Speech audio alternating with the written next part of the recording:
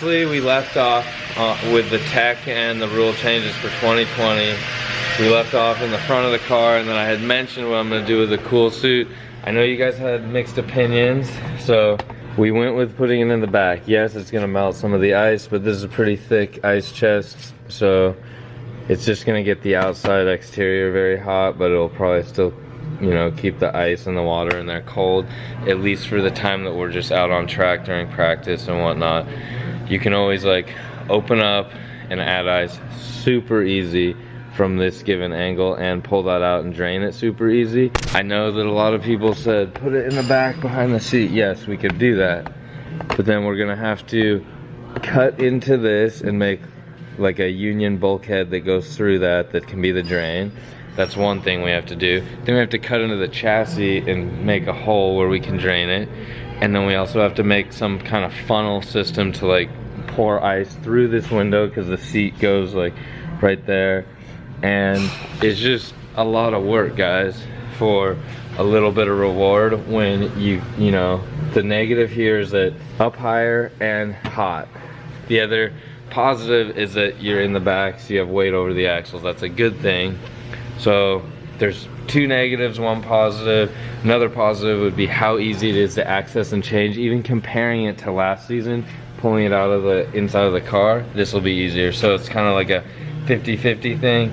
The other thing is, if you had it in the front, because people were determined to have me mount it in the front through the comments and stuff, and you had the car parked, let's say, near your pit, race weekend's over, you forget to pull the ice out of it or whatever, it melts, it turns into water, and then you're like, oh, we gotta drain that so it doesn't smell really bad in there and it's not just stagnating for the next round. But your car's still right there, and you go to your little drain that you have set up, wherever you are, and you drain it, it just pours out like under the car right there. So it's another negative. Like, it would be, you'd have to drive the car, you know, way over somewhere else, lay down with like a really low car and drain this thing, and you know, it jumps out like a little over a gallon of water. Pretty annoying. So this is good when you just pull this out, walk over somewhere convenient, dump the water out. So lots of other drivers have done this in the race car, so it's just how we're doing it. Next update was gonna be the adapter plate. So Colin's adapter's working on it. He's being very thorough with that, and making sure that everything lines up. He has the front half of my Samsonis over there, and he scanned it very proper. He took apart a T56, scanned that very proper. Has the bell housing that's for a T56 from QuickTime, scan that, and then he's making a plate that bolts to that bell housing that converts it over to mate with a Samsonis, and he thinks we'll have it within a week. I mean, it could be longer, it's car parts, usually everything's longer. So if that happened, we'd have it at the very beginning of February, still giving us plenty of time to finalize everything and get it going. We have very little things to do on the inside of the car. It's just kind of reassemble and put it back together, bleed the brakes, reinstall like throttle cable, dash, seats. The back of the car, Joe's just knocking out a bunch of bash bars, and we'll paint those. Back of the car is not too crazy, a lot of stuff to do.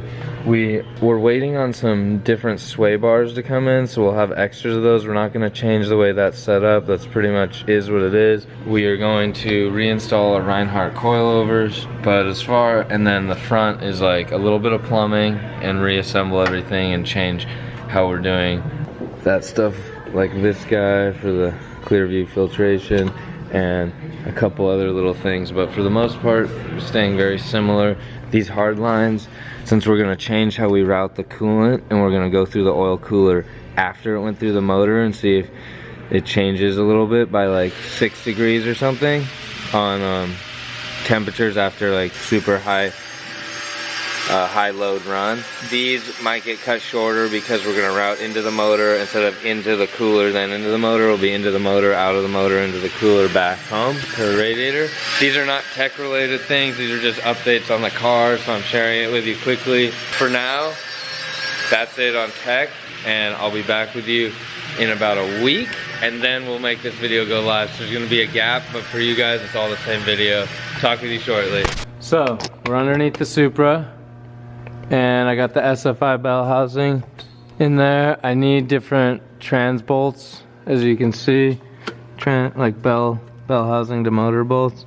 See how I have like a nut right here as my spacer, because it's really thin. It's steel, stronger, so they can make it thinner than the original Toyota bell housing bolts. So I'll have to get aftermarket bolts now, unfortunately, because factory bolts are like always the best and you can reuse them a lot.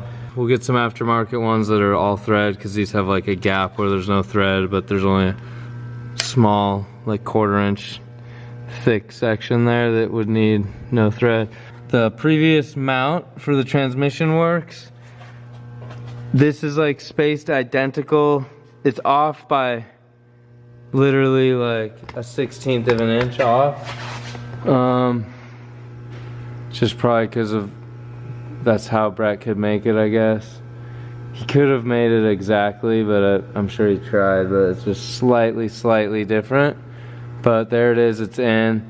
It's pretty big compared to what I used to have, because this flange here, where this T56 belt ends, and it goes to the adapter that Brett made at Collins Adapter that we designed real quick for this purpose. It's quite big.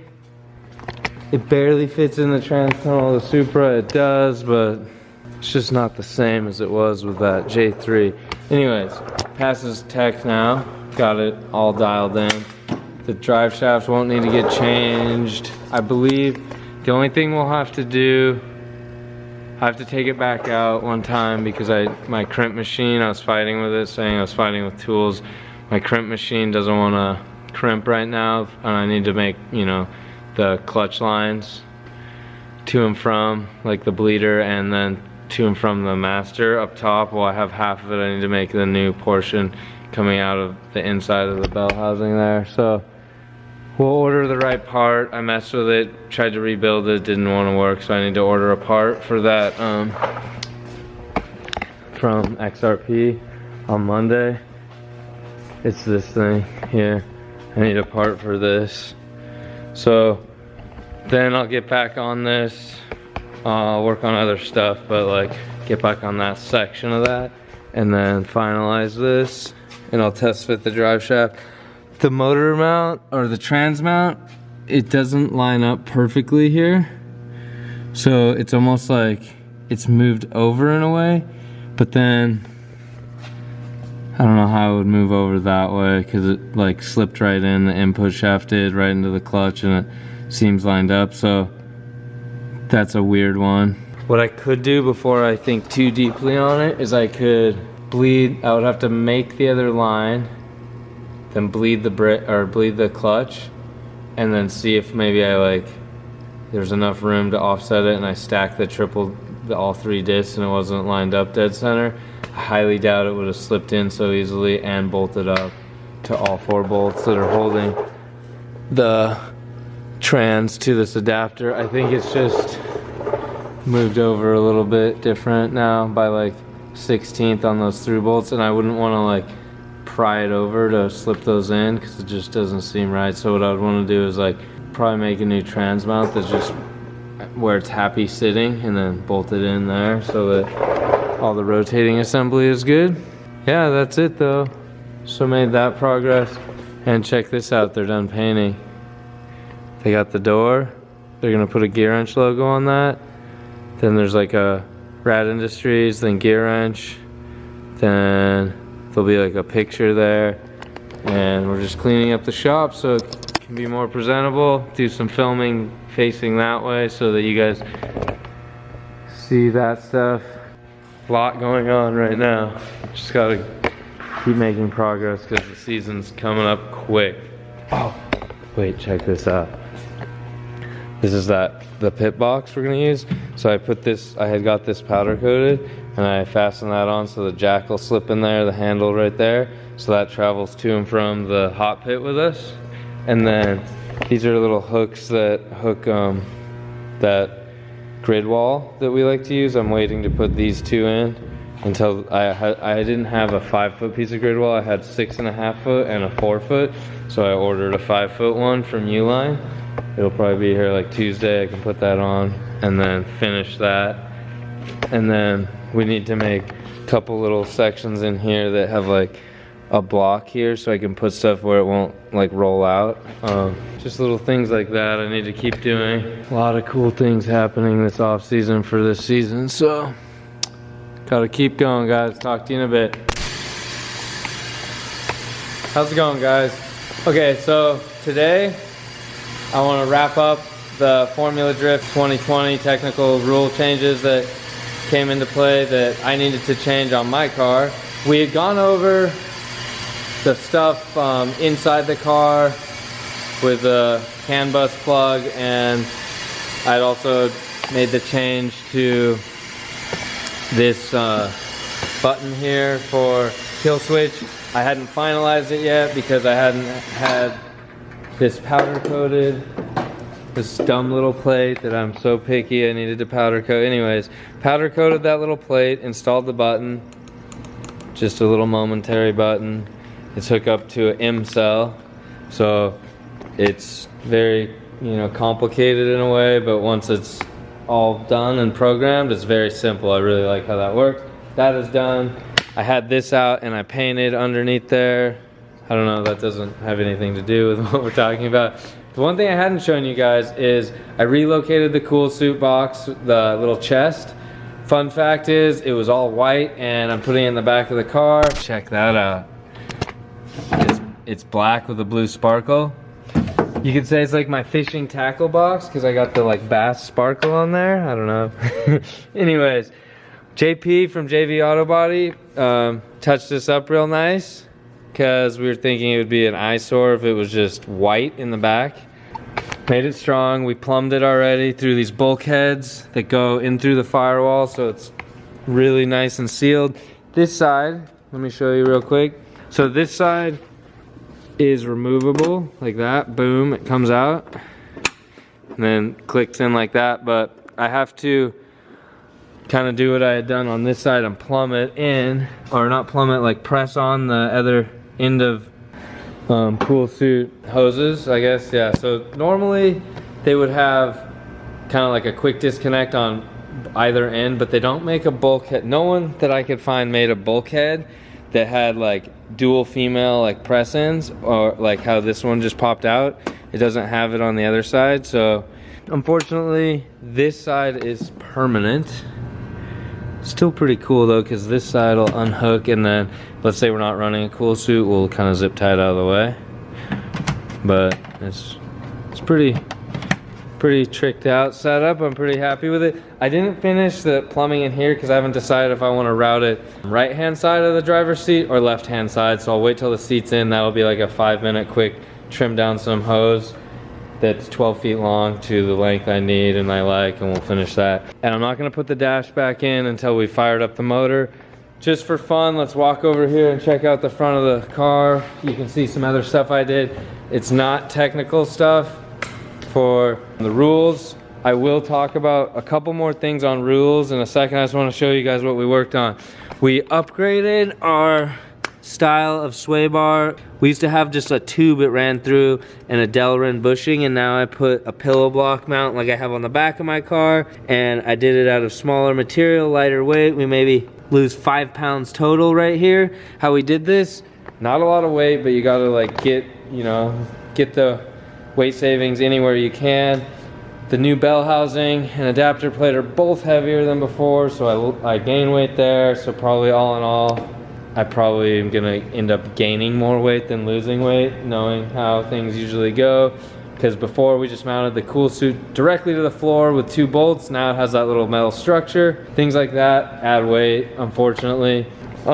We changed the plumbing a little bit. So I run a hardline system that me and Joe came up with last season with an inline thermostat right there. This is like to and from. This is going back to the radiator. This is from the radiator. So this is cold water going into the motor. I used to run cold water that came into this oil cooler and then back into the motor, so it hit the oil first. I don't think I liked it that way because I was seeing higher coolant temperature than oil half the time after like a boosted run when I go do like let's say I just did a lap on Irwindale, I'm gonna see higher water temp than oil temp. So what I did is I ran straight into the motor, goes throughout the motor, through the turbo, whatever. Then it goes back out of the motor on its way back to the intercooler. It's gonna hit the oil, get it even hotter, and then go back in and cool down on the radiator. The reason I did that is because then I have the cold water hitting the motor. The radiator is still gonna do what it does, and it's gonna enter at a certain temperature and then, you know, do its thing, and you lose like 13 degrees and it'll come out colder once it's cycling through or whatever it does, you know? And then I was like studying more, and I talked more with an engineer that works at Toyota, and he was suggesting that the first thing he would try is that, so we're gonna try this, see how it goes. We're probably gonna like it, we'll be good. So going back to technical stuff for all the rules for 2020 changes. So I went over the things that I had to change, and I showed you guys, I kept you involved, and they're completed. It's been a couple weeks since we did that first video. You know, I had to wait for Brett at Collins Adapter to machine those adapter plates, and just waited, you know, to slowly get this done correctly. Things I would say to someone that's entering into Formula Drift Pro 1 or Pro 2, the rules are the same. So if you're gonna do Pro 2, the technical inspection is gonna be just the same. They have to do these same changes because, you know, if you're doing Pro 2, you need to be ready to do Pro 1. It's like a stepping stone, so it's all the same. Things I would say is focus on like the heavy things that you're gonna do and you only wanna do once, because you're probably not gonna wanna go back and do a roll cage a second time. That's just a lot of work. So take your time when you design how your roll cage is, because you're gonna need to live with it for like 2 years, 3 years, however long you run with that chassis. And if you do some like quick dirty job that you're like, I just need to get this done, you're gonna regret it. Like every time you go back and look at it, you're really gonna regret it. So I mean, I really took my time when I did this cage, and I could change the whole thing if you asked me right now. I could change every single tube and bar and base plate and everything. I would want to change it, but luckily I took so much time and thought to do it that I'm not mad when I look at it. I'm like, yeah, you know, I learned from the next car that I built, the next car that I built, the next car, and so on and so on. But like, take your time like when you design it, so that it just kind of makes sense. And think about like when you go into Pro 2, you're probably going to use the same car in Pro 1 if you make it that far. So like, let's say you don't have the money to do a Woodward column. Design it in a way that the following year, when you do have the money, it's not like cutting your dash bar out to adapt to make the Woodward steering column, like, you know, maybe bolt on here. Or Woodward actually has a really cool bracket. Unfortunately, I didn't think about it. Like I'm telling you guys so that you know, plan this stuff out. Like imagine that you're gonna have this budget year 1 to build your car, but you know there's like 10 other cool things you want to do the following year, but you like build it in a way that you can always improve on it without like, you know, cutting out major things. Luckily there's a way to adapt it how I did, but I would prefer to have those cool billet arms that come down, clamp on. If you're wondering, that's one of my dash clamps right there. So things like that, or like let's say you wanted to do your water lines a hard line but you couldn't afford it, like think of how you're gonna adapt it the next year, but still think about how does FD make it legal and why do they have it that way, and then think like, okay, I'll be able to do that the following year, but this year I'll just run the lines in my trans tunnel or something like that, because that would be the easiest, least expensive way to do it, I would say. Or like maybe you can't run a winter's quick change one year or something like that. I guess I'm getting carried away and thinking of like different mods instead of like the technical rules. Yep, it's actually kind of fun when there's a new rule and reading why and how we're gonna change stuff so that the sport's evolving. Sometimes it'll make you mad and you're like, why are they doing this to me? Like everything was set up just so perfect and now I gotta change it. But realistically, it's like people just don't like change, but then unless it's like an improvement in your mind, but there's good things about all this. So it's pretty exciting to do these new changes. Another really cool change we did, I don't think stuff is out at powder coat right now, guys, but so we went to this power steering. It has the normal like return to pump, and then it has, or like this would be pump feed, return from pump, and then this is called auxiliary in. So then this is that I showed you guys this pressure relief. So this is built to work with this. So when this decides it sees too much pressure and needs to relieve the pressure, it comes out of this return and goes into the auxiliary. And the really cool thing about this, well, one thing is this is giant and it looks like excessive, but what it has inside of here, if I can open it with one hand and show you guys, it has a built-in filter, and when these go in, they have to go through the filter. So see down in there, we got a filter in there. That is so cool that it's all in one unit. So that's gonna help my pump last even longer. I'm pretty excited about that. And I finished all this plumbing, and then I took off the stuff that we needed to go to powder coat, and it's on its way to powder coat, or it's at powder coat probably next week. Tuesday, Wednesday, I'll have it back.